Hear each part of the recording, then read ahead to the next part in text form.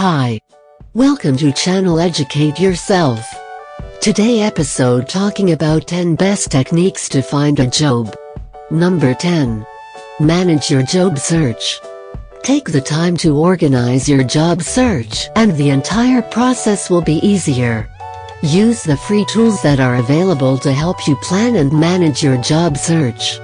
They will help you start your job search on the right foot and keep it on track. Number 9. Know what you want.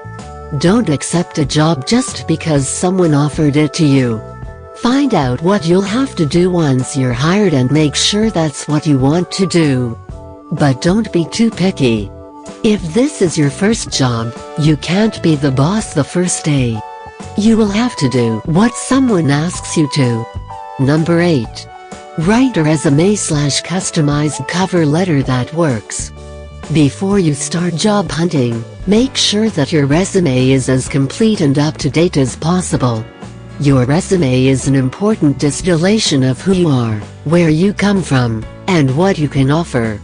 Your resume needs to be professional and polished, because if you don't have a professional resume, your application materials probably won't get a second glance from a hiring manager. Make sure your resume has what it takes to make a good impact.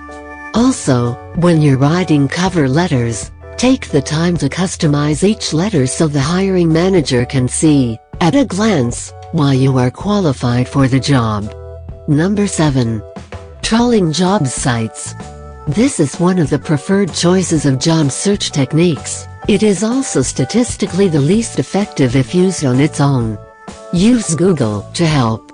There are literally thousands of job sites you can choose from. The 3 most popular sites careerbuilder.com, Yahoo, Hotjobs and Monster.com have been at this game for a decade. But in recent years a slew of new sites have sprung up and are stealing market share from the big 3. Number 6. Targeting businesses in your area. This is a successful method of job searching and is recommended as an efficient use of time. Once you know what type of job you are looking for and in what sort of industry, find out what companies operate in this space that are near to where you live. This is a great approach for many reasons. There may be an existing relationship with someone you know in the area. You may know about the company and whether or not you are a good fit with what you want and what you have to offer.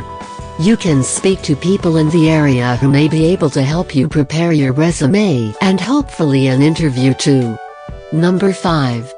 Career-based social networking. A great online way to get the word out in a professional capacity is through www.linkedin.com. It's a fantastic site where people can find and stay in touch with people they know in a corporate capacity. One of the most important parts of LinkedIn is your profile. That's what you use to connect with people in your network, and your profile is how you get found on LinkedIn by potential employers. Update your profile so it's current and compelling. If you're unemployed, use your LinkedIn profile to let employers know you are job searching. Number 4. Connect with your network. Once you have taken the time to build a network, use it. It's one of the most important job search resources you have. Your personal career network should include anyone who can assist you with a job search or career move. Stay connecting with your friends and people with same profession. Make a list of all of your friends, relatives, and acquaintances. Contact them one by one and ask them if they know of any openings for which they could recommend you. Don't be too humble or apologetic. Tell them what you're looking for, but let them know you're flexible and open to suggestions. Connect with everyone you know on LinkedIn and other social networking sites. Join professional groups. They are a good way to connect with people with similar affiliations, and you'll find job listings on most group pages. Number 3. Using existing relationships. One of the more successful methods of job searching. Statistically, 10 times the number of jobs are given to people where an existing relationship already existed compared with job ads.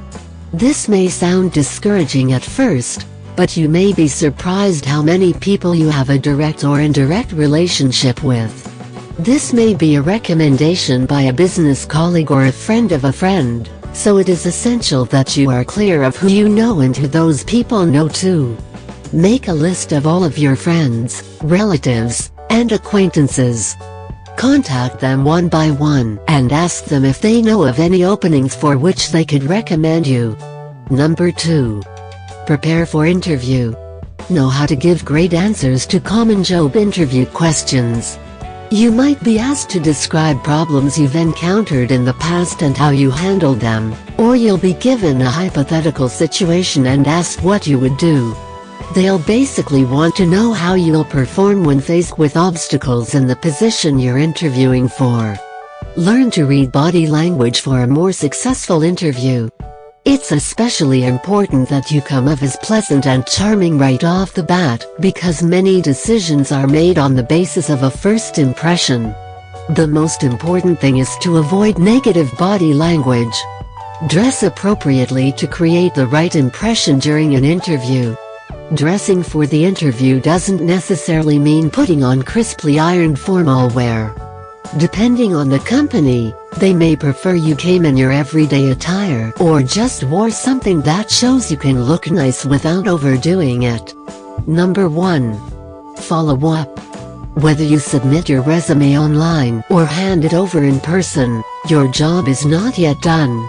Now you must follow up. Hiring managers have a lot on their plate, as do department heads and supervisors for whom hiring is just one small part of what they do. So show your sincere interest in the job by following up with an email or phone call. If you've done an interview with the company, but haven't heard back from them within the time frame they gave you, then the day after the original time frame expires, follow up with a phone call or email reaffirming your interest in the job, saying politely that you realize the hiring process can take a while, and inquiring if they could give you an updated timeline on when they will be making a decision. It's always important to say thank you after a job interview and after a second interview, as well. Employers think more highly of candidates who take the time to follow up. Thank you for watching video. Please click subscribe for more. And follow me on Twitter and Facebook.